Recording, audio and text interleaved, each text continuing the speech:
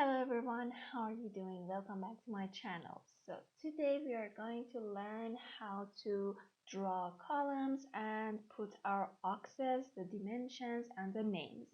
So it's pretty easy using the methods and the commands that I told you before, but there are a couple of new commands which is very important for the whole um, making the axes, and other than that making the furniture and the things that you need later. So as you know, any house, if it wants to stand, if it don't want to collapse, needs columns, and we need to see these columns in the actual plan.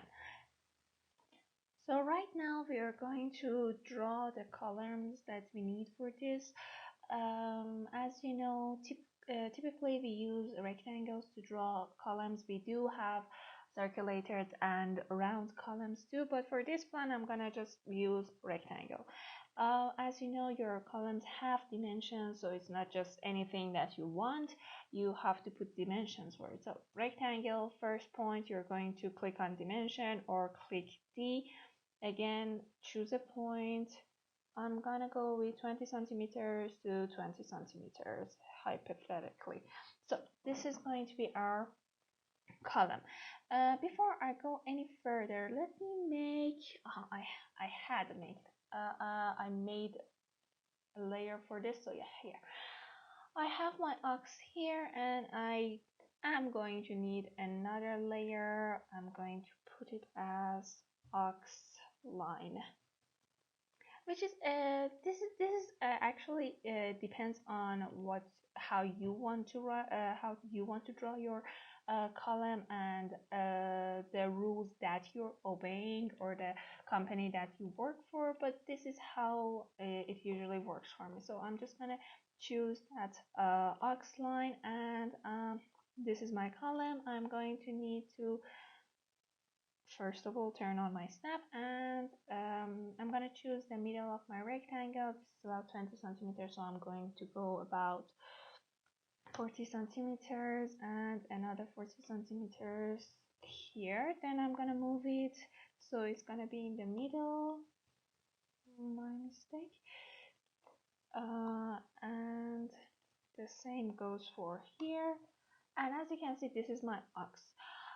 This is my column and how I show this. Okay, but there is still a little bit of problem here because this is a group for me. This should move together. Even if I click this part, the whole thing should be I should be able to move the whole thing, because these are not separated. They are actually one thing. So there are two commands for this part. The first one is group, which I do not recommend. So group is G and then space. You're going to select whatever you want to make a group, and from now on when you move it, when you want to move it, copy it, as you can see, wherever place I select, the whole thing will be selected.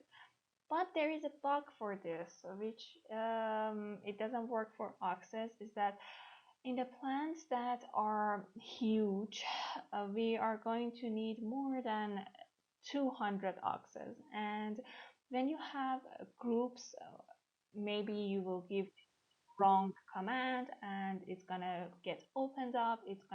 You're gonna lose the ox you was looking for, and you cannot select them all together. I just wanted to show you some axes. Yeah, as you can see, there are a lot of axes here. They're a bit blue, and so if I need a lot of those, I just need another command. So group is good enough for some commands, but not here. If you want to make something ungrouped, you're just going to click on ungroup, select it, and as you can see, this is opened up.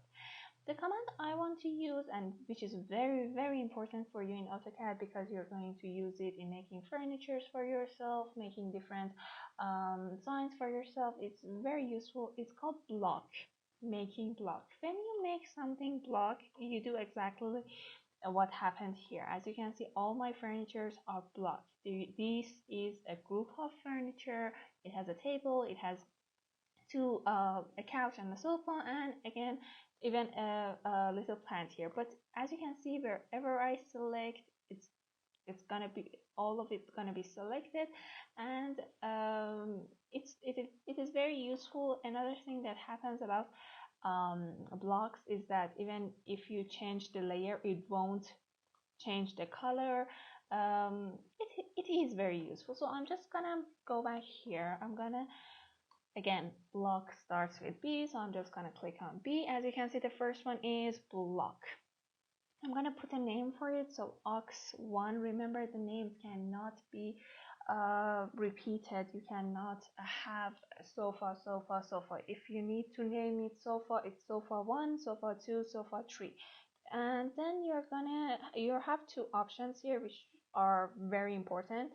Forget about the rest. You don't need the rest. Just specify on screen and specify on screen the base point and the object. So if you specify on screen, it's going to choose a base point for you, and it's going to choose whatever object that is in your on your screen, which is not very useful because you want to select only one thing, and this is a little bit tricky. So remember to turn off this text and first select your object. You're going to select your object. This is my object. This is the only thing I want. When you finish, when you're done selecting, just click on space. So as you can see, the picture is here. My object is this one, and then I need a base point, which is very useful when you want to copy it or bring the block to a place.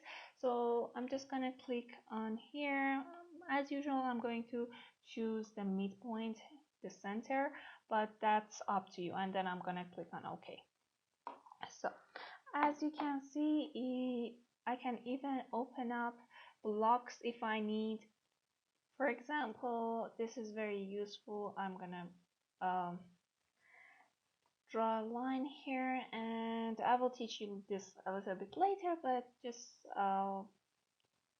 look what it happens. So I'm gonna divide this to 5 parts, and then it's gonna, okay, let's see, divide. Great. This one is okay. It says, it asks me if I want block. Of course I need a block, and aux1, enter, and yes, and about 6. So as you can see, it just brought all of my blocks, and as you can see, there are underlined from their base point, and I can easily select this.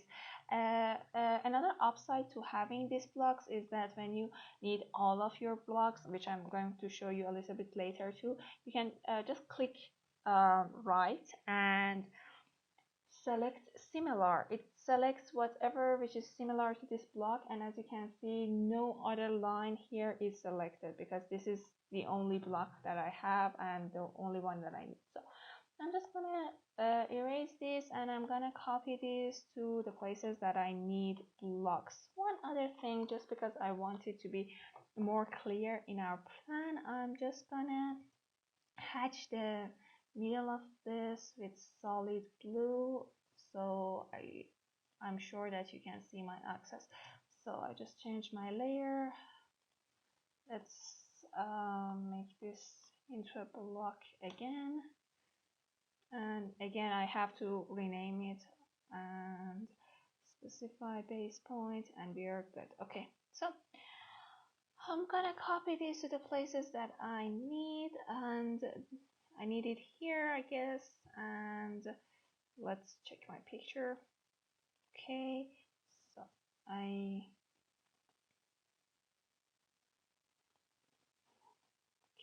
so I'm just gonna copy this one, and I'm gonna come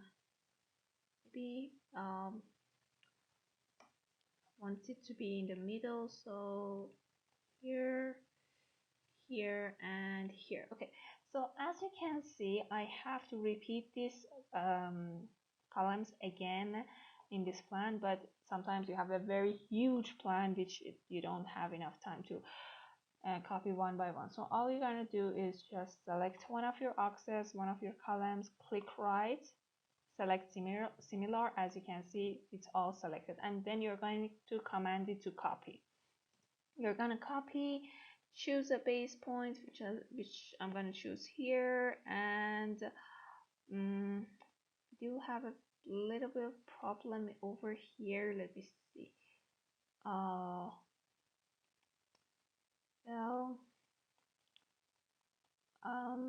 all I'm gonna do is just to move this because right now we don't have enough time to change the whole thing. So I'm just gonna move it about maybe 50 centimeters is good. Okay, so I'm gonna come here for 50 centimeters. Not enough. Let's let's play it safe. As you can see, this is a little bit not what I wanted, so I'm just gonna edit my hatches and we'll continue our lesson. So as you can see, I move this and I'm gonna move this and we're good to go. Great. So now I have my columns. As you can see, they are obvious on the spot. Another thing about columns that you have to know is exactly like dimensions, you need to name them, because in the plans when they want to read which column they need, they cannot say that column or this column. They need to have names. So the thing that we do about the names of the columns is actually to we draw some lines, horizontal and vertical, which the line is hidden most of the time. I don't know why. I can't say it's just part of a rule, so I just obey that rule.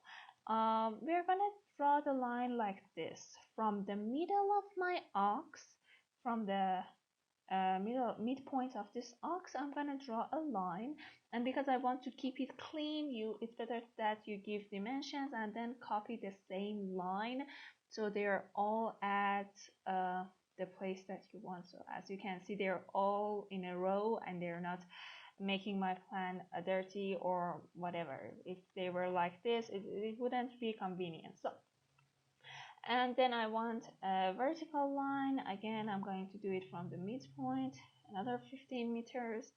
I'm going to move it to the middle, so maybe about 5 meters.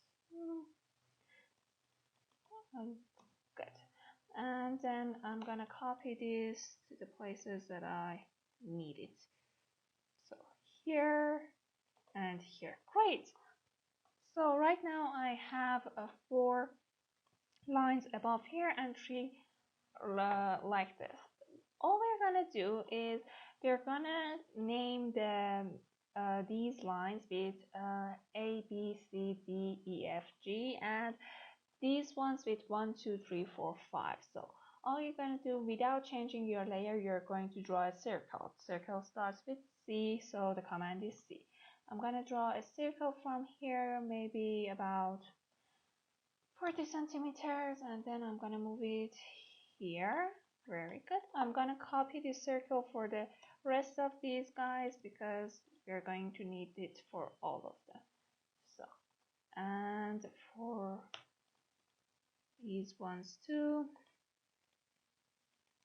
So as you can see, I have some circles which I'm going to put the names in here. I'm gonna go back to my mistake, where I'll go back to text because I want to write text here. As I told you, the command for text is multitext. I'm just gonna click here and open and click on my caps lock. The first one is going to be A, sorry, and this is a little bit small for me, so I'm gonna scale it. Maybe not twice as much, but 1.5.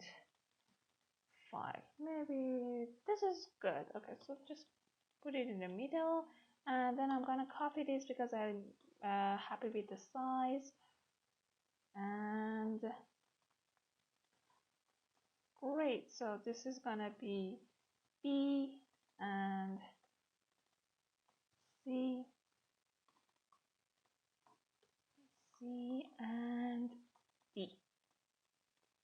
Okay, as you can see, some of them are not in the middle, which I do not like, so I'm just gonna put them in the middle, like the B and the D, and I think we're good. Okay, so I'm just gonna copy this one more time. I'm gonna turn off my ortho because it's just make my work a little bit hard. So I'm just gonna put it here and 1. Again, this is not in the middle. Let's put it in the middle. Great. Copy this, and this time I need my ortho. Yeah, so even if you don't want to turn on your ortho, you just can keep your hand on shift and it will draw you a straight line. So, and 1, 2, 3.